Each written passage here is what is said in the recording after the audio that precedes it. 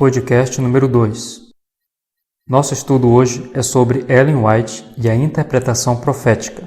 Nessa aula vamos continuar fazendo análise do documento oficial da Igreja mencionado na aula anterior. Para começar, quando nós lemos os escritos de Ellen White, fica claro que ela usou apenas um método para a interpretação profética, e esse foi o método historicista. Só lembrando que, segundo o método historicista, as profecias de Daniel e Apocalipse cobrem eventos que se estendem desde o tempo dos profetas Daniel e João até o estabelecimento do reino de Deus, e que dentro desse esquema não existe algo como o duplo cumprimento de profecias que nós mencionamos na aula passada. Essa questão de duplo cumprimento é uma variação daqueles métodos alternativos jesuítas que nós mencionamos. Perceba claramente o enunciado historicista na seguinte citação de Ellen White. No Apocalipse são apresentadas as coisas profundas de Deus. Suas verdades são dirigidas aos que vivem nos últimos dias da história da Terra, como o foram aos que viviam nos dias de João. Algumas das cenas descritas nesta profecia estão no passado, e algumas estão agora acontecendo.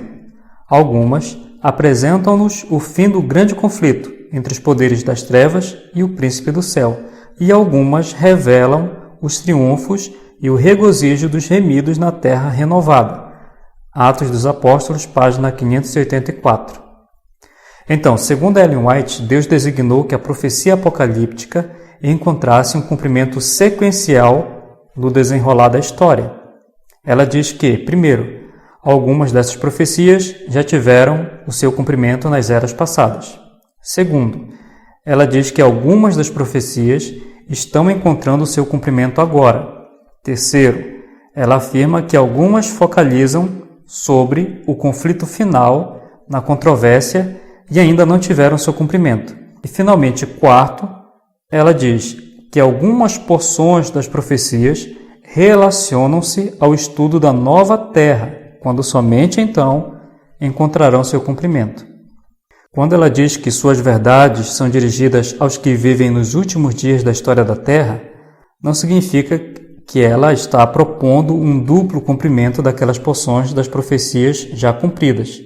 Isso seria uma distorção da citação. O que ela está mostrando é que o livro continua relevante porque os cumprimentos de algumas dessas profecias estão ocorrendo agora, e outros em breve encontrarão cumprimento no fim do grande conflito entre os poderes das trevas e o príncipe do céu. Ou seja, embora muitas das profecias já tenham se cumprido, isso não significa que elas deixaram de ser relevantes. Pelo contrário, a certeza do cumprimento profético em tempos passados nos garante que podemos confiar na exatidão profética da Bíblia em todos os tempos. Quando nós lemos o livro O Grande Conflito, Ellen White apresenta ali claras interpretações, por exemplo, sobre o chifre pequeno em Daniel 7, o dragão em Apocalipse 12, a besta semelhante a leopardo e a besta de 2 chifres, Apocalipse 13, os períodos de tempo mencionados, 1 tempo, 2 tempos e metade de 1 tempo, 1260 dias, 42 meses, que na verdade são um período só, que significa 1260 anos de supremacia papal, que Ellen White interpretou como se cumprindo em 538 a 1798, entre outros exemplos. E todas essas interpretações estão de acordo com o método historicista. E essa foi a posição interpretativa dos nossos pioneiros, e também continua a ser a posição da Igreja Adventista até os dias de hoje. Ok? Se Ellen White é historicista, se o livro Grande Conflito apresenta a interpretação profética sob o aspecto historicista, qual é o problema então? O problema é o seguinte: há adventistas ensinando que nas entrelinhas dos livros de Ellen White, escondido entre suas citações, existe um método oculto de interpretação, que ela teria deixado para ser descoberto no futuro. E esses pregadores acreditam que eles foram iluminados com uma luz especial e descobriram esse método oculto de interpretação. E aí, eles utilizam várias citações para tentar provar que Ellen White endossou, por exemplo, o método de duplo cumprimento das profecias de Daniel e Apocalipse. Mas será isso verdade? Vamos analisar apenas 3 citações que são geralmente usadas pelos falsos ensinadores como apoio às suas ideias. A primeira citação está da seguinte forma: o mundo está agitado com o espírito de guerra. As profecias do capítulo 11 de Daniel têm quase alcançado o seu cumprimento final. Review and Herald, 24 de novembro de 1904, página 94. O argumento desses pregadores aqui é dizer que, já que ela falou em um cumprimento final, então é porque essas profecias tiveram cumprimentos prévios. Aí eles querem encontrar aqui a ideia do duplo ou múltiplo cumprimento para as mesmas profecias. Mas isso é deturpar o texto. Não tem nada aqui que apoie um princípio oculto de cumprimento duplo ou múltiplo. Simplesmente Ellen White está dizendo que a porção final desta longa profecia está prestes a encontrar seu cumprimento, quando ela fala que Daniel 11 está prestes a ser concluído. Como é que nós sabemos disso? Porque ela mesma escreveu 5 anos mais tarde sobre o mesmo assunto. Ela escreveu o seguinte: o mundo está agitado com o espírito de guerra. A profecia do capítulo 11 de Daniel tem quase alcançado o seu completo cumprimento. Percebe? Então não tem nada a ver com cumprimentos múltiplos, duplo ou múltiplo, não tem nada a ver com isso. Simplesmente o capítulo 11 teve o seu cumprimento histórico, mas tem uma parte dele que ainda não se cumpriu. Então o seu cumprimento pleno está no futuro. É isso que ela está dizendo aqui, nada além disso. Vamos para a segunda citação. Estamos no limiar de grandes e solenes acontecimentos. Muitas das profecias estão prestes a se cumprir em rápida sucessão. Cada elemento de energia está prestes a ser posto em ação. Repetir-se-á a história passada. Antigas controvérsias serão revividas e perigos rodearão de todos os lados o povo de Deus. Estudai o Apocalipse em ligação com Daniel, pois a história se repetirá. Testemunhos para Ministros, página 116. O argumento usado aqui é dizer que quando a irmã White fala que a história se repetirá, ela está dando a entender que essa repetição da história exige uma repetição no cumprimento da profecia em si, ou seja, um duplo cumprimento. Realmente, Ellen White usa várias vezes a expressão "a história se repetirá", mas, em momento algum, ela fala que a profecia se repetirá. Percebem? História e profecia são 2 assuntos distintos, diferentes. É um erro dizer que a repetição de uma experiência histórica significa uma repetição da mesma profecia. Isso é uma distorção. Veja, Ellen White está nos alertando para a importância de se estudar o que aconteceu no passado, porque problemas semelhantes se levantarão de novo e o povo de Deus terá que enfrentá-los. Mas isso não significa que uma profecia que se cumpriu no passado irá se cumprir novamente. Por exemplo, Daniel 7:25 e Apocalipse 13:7. São 2 profecias que lidam com a perseguição do povo de Deus durante os 1260 anos de domínio papal na Europa.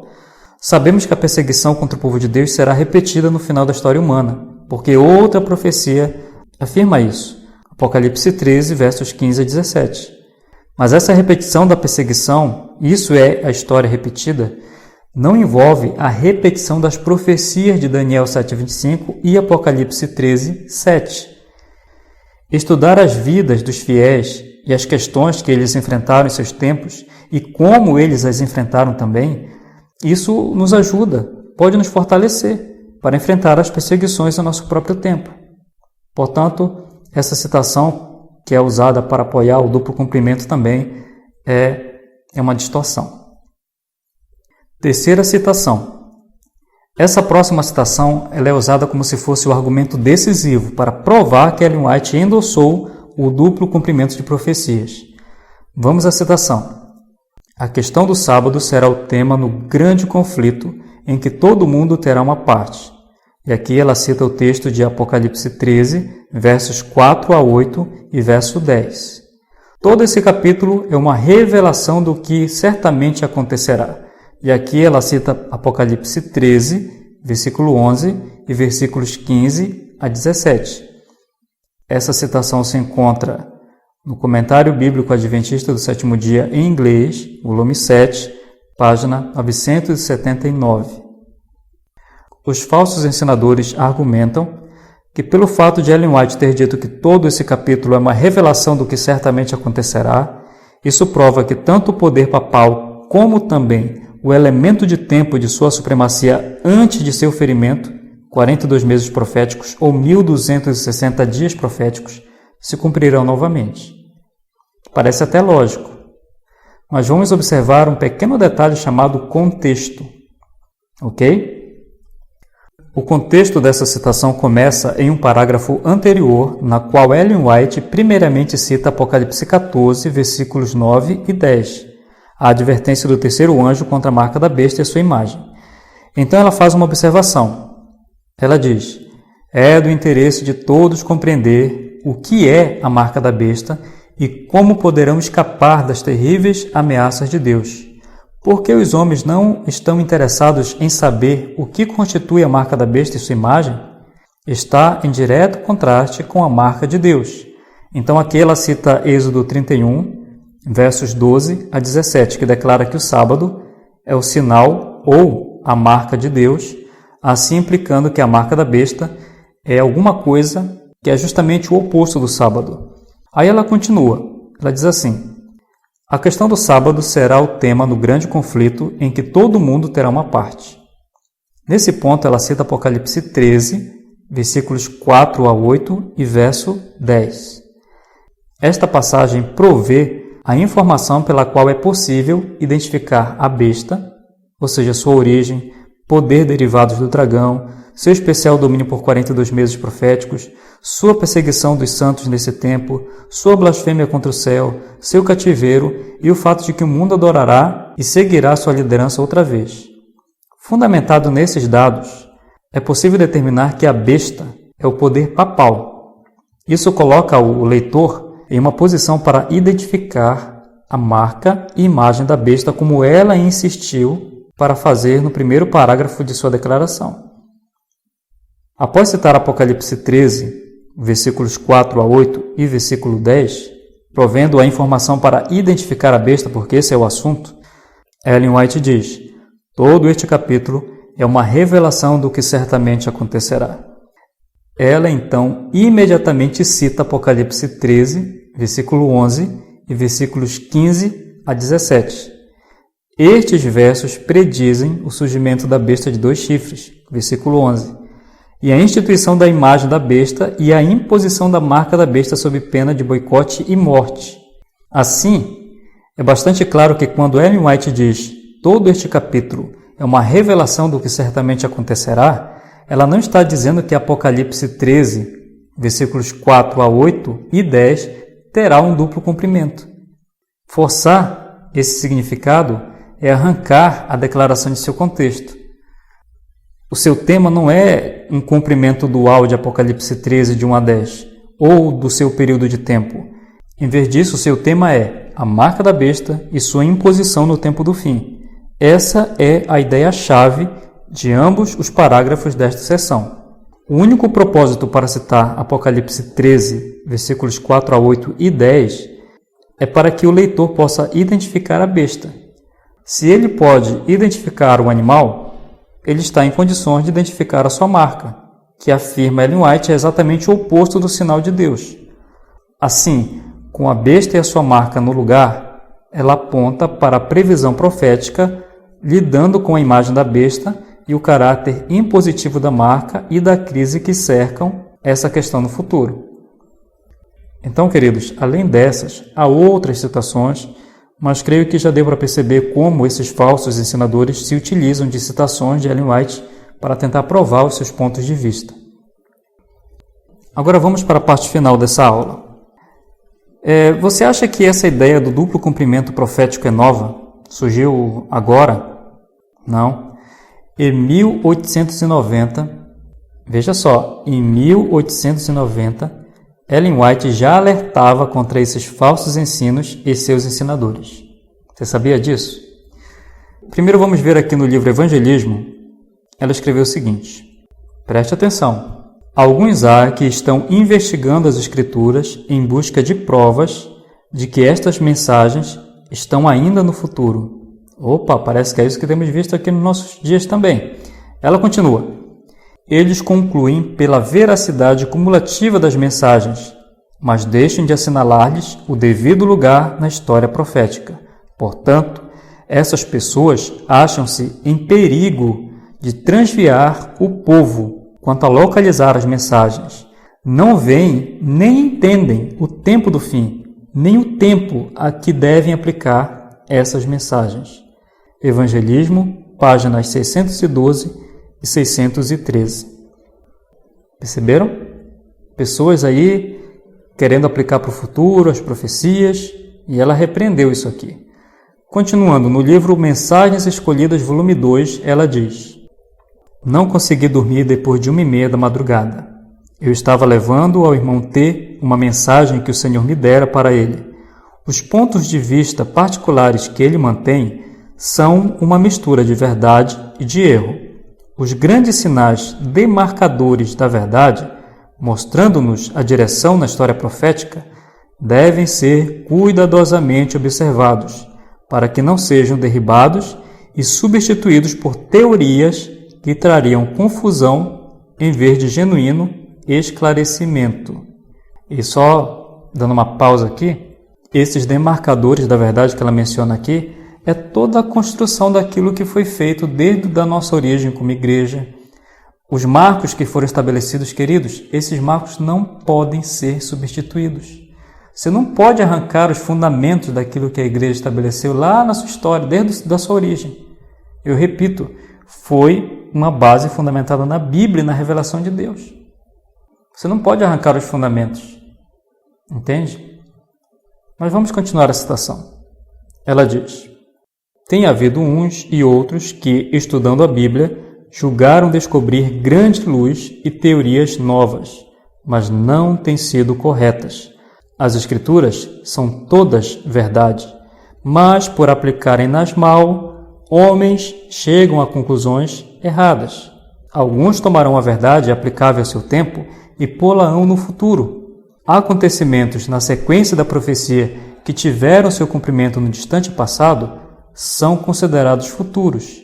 E assim, por essas teorias, a fé de alguns é solapada. Segundo a luz que o Senhor houve por bem conceder-me, estás em risco de fazer a mesma obra, apresentando perante outros verdades que tiveram seu lugar e fizeram sua obra específica para o tempo, na história da fé do povo de Deus. Reconheceis como verdadeiros esses fatos na história bíblica, mas os aplicais ao futuro. Percebe como ela alerta, ela faz a advertência, ela continua. As direções do Senhor foram assinaladas, no caso, desde a nossa origem aos nossos pioneiros. Ponto após ponto foi estabelecido pelo Senhor, Deus do céu. Aquilo que era verdade então, é verdade hoje. Não cessam, porém, de ouvirem-se as vozes. Isto é verdade, eu tenho um novo esclarecimento, mas esses novos esclarecimentos, diz Ellen White, em sentidos proféticos, são manifestos em aplicar mal a palavra e a levar o povo de Deus ao sabor das ondas sem uma âncora que os segure. Mensagens Escolhidas, volume 2, páginas 101 a 104. Portanto, fica claro que Ellen White usou e endossou apenas o método historicista para interpretação de profecias. Ela jamais ensinou métodos ocultos em seus livros. Isso é uma falácia. E, por fim, ela repreende aqueles que se julgam possuir nova luz, novo esclarecimento profético. Talvez você pergunte, mas Deus não pode trazer mais luz? Sim, pode. A luz que Deus revelar para o seu povo, de maneira alguma, irá contrariar a luz anteriormente revelada. Deus não é contraditório. Sim, Ele pode revelar nova luz, mas essa luz ela vai somar ao que já tinha sido revelado anteriormente. Por exemplo, já imaginou se alguém alega ter uma nova luz de que o sábado não é o dia do Senhor? Nós não podemos aceitar de forma alguma, porque a nova luz não vai contrariar a luz anterior. Então, se Deus já revelou que o sábado é o seu dia, uma nova luz não pode dizer contrário a isso. Então, assim que funciona, queridos. Temos que tomar muito cuidado. Esses falsos ensinadores têm propagado suas ideias, não têm respaldo da igreja. E a maior preocupação é essa, que as pessoas que estão aí desinformadas, elas abraçam essas ideias. O fim é que a fé dessas pessoas pode acabar sendo solapada, como a Ellen White menciona aqui. Mais na frente, essas pessoas acabarão, de alguma forma, perdendo a fé. Porque é o que eu disse na aula anterior, se você entra num caminho errado, o erro não faz parte de Deus. Deus não trabalha com erro, Deus trabalha com verdade. Então, se você está entrando em qualquer caminho que é de erro, de falsidade, de engano, de deturpação, logicamente que esse é um caminho perigoso. Então, encerramos aqui. Que Deus abençoe a todos. Até a próxima.